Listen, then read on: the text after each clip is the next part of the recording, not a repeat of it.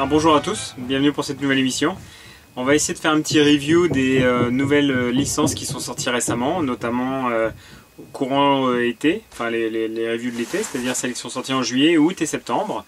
Je vais parler d'une nouvelle licence et puis une autre qui vient juste de se terminer, mais qui n'est pas nouvelle, mais qui est bon, il faudrait qu'on en discute. La première c'est Kaijin Regyo, donc ça on en a déjà parlé, j'ai déjà fait une vidéo là-dessus, le deuxième tome vient de sortir. Je vous rappelle, il fait 292 pages, il est quand même assez balèze en soi. La série est franchement pas mal, en tout cas pour le premier tome, ça démarre vraiment bien. Donc ça c'est la première chose. La deuxième c'est Adam. Alors là, Adam, quand on voit la jaquette, on fait waouh, c'est magnifique, franchement elle est super belle. Ça donne juste envie de le lire. Ça c'est quand on ouvre complètement le tome. Il y a la face humaine. Et puis sur la face review, la face un peu robot, la face robot du prototype. Bon. Alors Adam c'est quoi? Adam c'est l'histoire d'un robot qui sert à défendre l'humanité contre des invasions extraterrestres. Alors très honnêtement c'est du vu, du revu, du réchauffé. C'est un mélange entre Astro Boy et Evangelion. Éventuellement on peut même y coller Axe Action. C'est une histoire de défense de l'humanité contre les attaques extérieures. Donc toutes les semaines, tous les 10 jours, il y a ce qu'on appelle un psyché qui vient débarquer sur la Terre. Et Adam est donc un héros qui va aller détruire les psychés via une espèce de connexion parasitaire. Enfin bon, c'est un peu particulier. La plupart des dessins, ils sont globalement bien faits, c'est pas un problème. Mais honnêtement, c'est des dessins qui sont assez simples. Et les décors sont assez modérés. Il y a énormément de pages blanches. Je suis pas un très grand fan, vous voyez, les décors sont quand même pratiquement absents. C'est fin, c'est net, mais en même temps, c'est quand même pas très fourni. Bon, pour l'instant, ça démarre plutôt bien, mais je vais pas vous dire d'absolument l'acheter. Enfin, c'est vraiment, c'est bien, mais c'est pas, voilà, c'est du réchauffé. Pour moi, c'est du réchauffé. C'est vraiment du réchauffé. On a déjà connu ça avec Astro Boy, on a déjà connu ça avec Evangelion, on a déjà connu ça avec Isaac Asimov. C'est un mix d'un peu tout ça.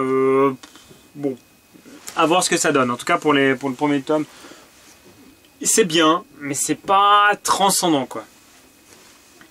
Spy X Family que j'ai présenté à la vidéo d'achat des mangas de septembre.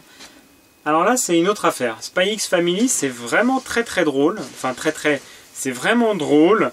Il y a quand même des moments qui sont très franchement marrants. C'est l'histoire d'un espion qui doit, pour pouvoir atteindre sa cible, rentrer dans une école dans laquelle il doit avoir un enfant. Sauf que pour avoir un enfant, il en faut un. Et quand on a un espion et qu'on a infiltré, on n'en a pas. Donc il faut un enfant.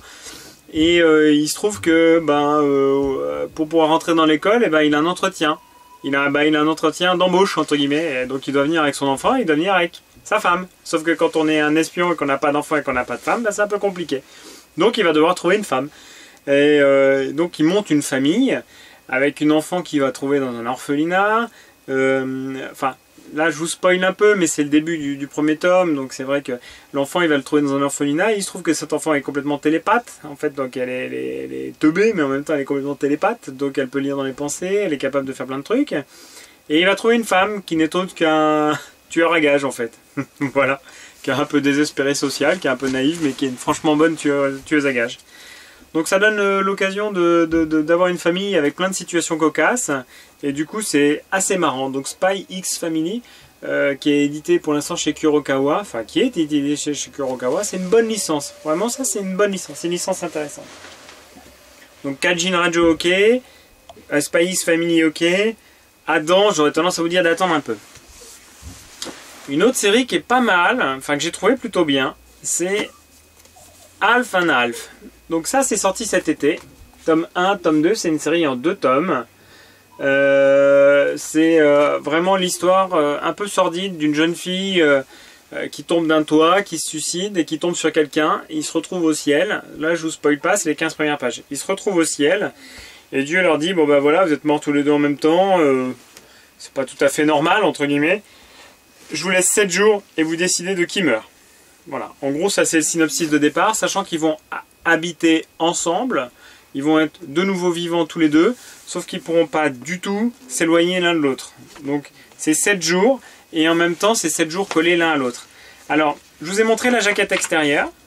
D'accord. Là, je vais vous montrer la jaquette intérieure parce qu'elle est pas mal. Elle est pas mal faite. J'enlève les deux jaquettes là. Et puis je vous montre. Hop là. C'est l'autre sens. Tac. Voilà. Voilà. Bon. Il faut savoir que Alpha Nalf, c'est un review d'une série qui était sortie il y a déjà quelques temps. Donc l'auteur en question, Kuji Seo, a refait et réédité son tome. Il a refait avec les dessins actuels le tome qu'il avait déjà fait avant. Sans trop de modifications. C'est la même chose, sauf qu'il y a quelques petites divergences. Donc Alpha Nalf, c'est une série en 2 tomes. C'est pas mal, vraiment c'est pas mal, ça peut être possédé, c'est pas un souci, c'est chez Pika, c'est vraiment plutôt pas mal. La dernière, je suis un peu partagé, c'est Ice Pig. C'est Ice Pig. Alors Ice Pig, je suis un peu partagé parce que c'est une série qui est plutôt bien en soi, en 5 tomes. Quand vous voyez les jaquettes, quand vous les voyez, vous dites waouh, c'est juste magnifique. Franchement, elles sont vraiment superbes.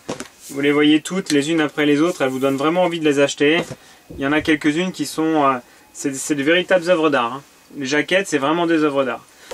Après, pour ce qui est du manga lui-même, l'histoire, bon, c'est du réchauffé aussi, c'est quelque chose qu'on a déjà vu. C'est l'histoire d'une espèce de groupuscule qui dirige dans l'ombre les États.